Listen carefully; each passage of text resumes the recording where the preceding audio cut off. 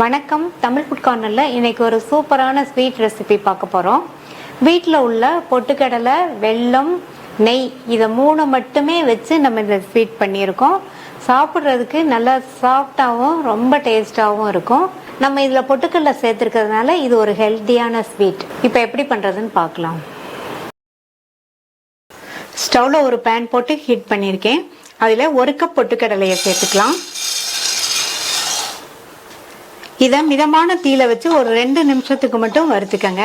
Already பொட்டுக்கடலை கிறிஸ்பா தான் இருக்கும், அதனால ஒரு 2 நிமிஷத்துக்கு மட்டும் வறுத்தா போதும்.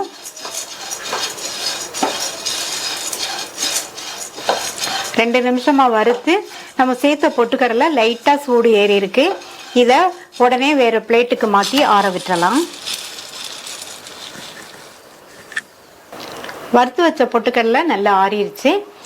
ஒரு ட்ரையான மிக்ஸி ஜார் எடுத்துக்கங்க. அதில் இந்த பொட்டுக்கடலையை சேர்த்துக்கலாம்.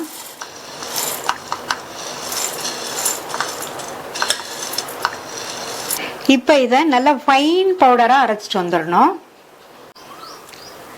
இந்த மாதிரி நல்லா ஃபைன் பவுடராக அரைச்சிக்கங்க. அரைச்ச இந்த பொட்டுக்கடலை மாவை ஒரு ஜல்லடையில் சலிச்சுக்கலாம். இந்த மாதிரி நம்ம சலிச்சிட்டோம்னா நல்ல நைஸான பவுடர் கிடைக்கும். சலிச்சாச்சு. இந்த மாதிரி சலிச்சிட்டோம்னா 1-2 பொட்டுக்கடலை அரைப்படலைனாலும் இந்த ஜல்லடையிலேயே தங்கிரும். இதே மாதிரி நம்ம அரைச்ச எல்லா மாவையும் கொஞ்சம் கொஞ்சமா சேர்த்து சலிச்சுக்கலாம்.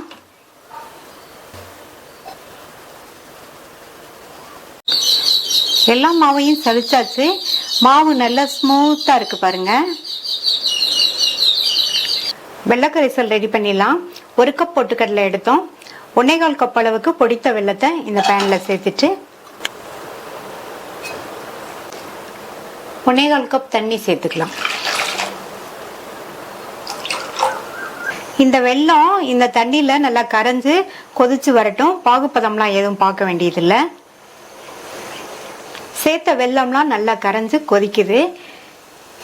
இப்போ இதை வடிகட்டிடலாம்.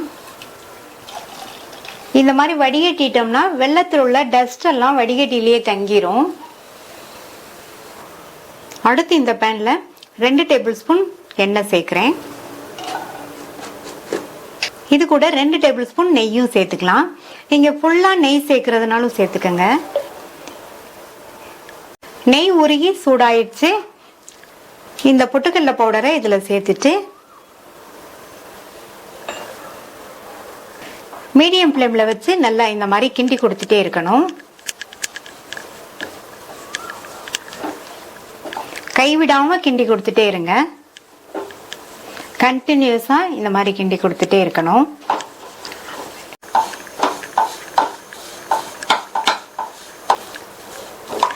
இப்ப பாத்தீங்கன்னா அப்ப இருந்ததை விடவே மாவு கொஞ்சம் இலக்கமா வந்திருக்கு. இன்னும் கொஞ்சம் நேரம் கிண்டினோம்னா இன்னுமே கொஞ்சம் இலக்கமா வரும். இந்த பொட்டுக்கடலை மாவோட ரா ஸ்மெல் எல்லாம் போயிரும்.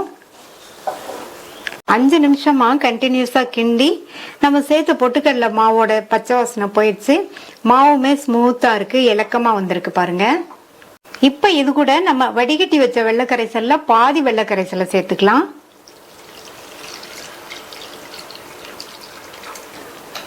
சேர்த்துட்டு ஸ்டவ்வை மீடியம் ஃப்ளேமுக்கும் ஹை ஃப்ளேமுக்கும் நடுவில் வச்சுட்டு இந்த மாதிரி தொடர்ந்து கிண்டி கொடுத்துட்டே இருங்க.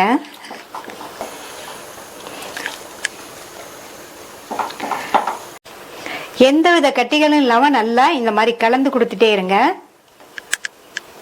இப்ப பாத்தீங்கன்னா நம்ம சேர்த்த வெள்ளக்கரைசலை எல்லாம் நல்லா இழுத்து கெட்டியாகி வந்திருக்கு பாருங்க. அடுத்து மீதி உள்ள வெள்ளக்கரைசல் ஃபுல்லாவே இதுல சேர்த்துடலாம்.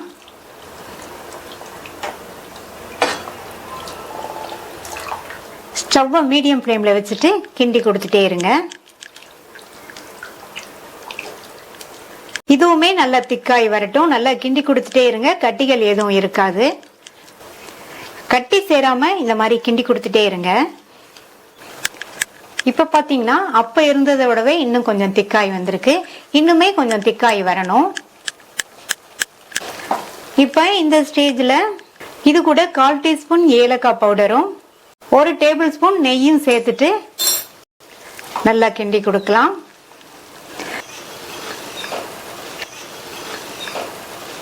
இப்போ பாருங்க நல்லா கெட்டியாகி வந்திருக்கு.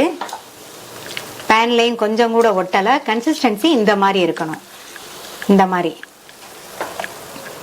அடுத்து இதில் அரை டேபிள் ஸ்பூன் மட்டும் நெய் சேர்த்துட்டு நல்லா மிக்ஸ் பண்ணி விட்டுட்டு சர்வ் பண்ணிடலாம். பாருங்க எவ்வளவு ஸ்மூத்தாக, பார்க்குறதுக்கே நல்லா பளபளன்னு இருக்கு. இதுக்கு தேவையான பொருட்கள் ரொம்ப கம்மி தான். டேஸ்ட் ரொம்ப சூப்பராக இருக்கும்.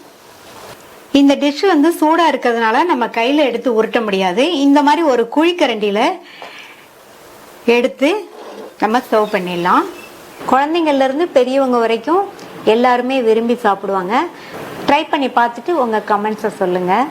இது வரைக்கும் தமிழ் ஃபுட் கார்னர் சேனலை சப்ஸ்கிரைப் பண்ணாதவங்க சப்ஸ்கிரைப் பண்ணிவிட்டு பக்கத்தில் உள்ள பெல் பட்டனையும் கிளிக் பண்ணிக்கோங்க. தேங்க்யூ.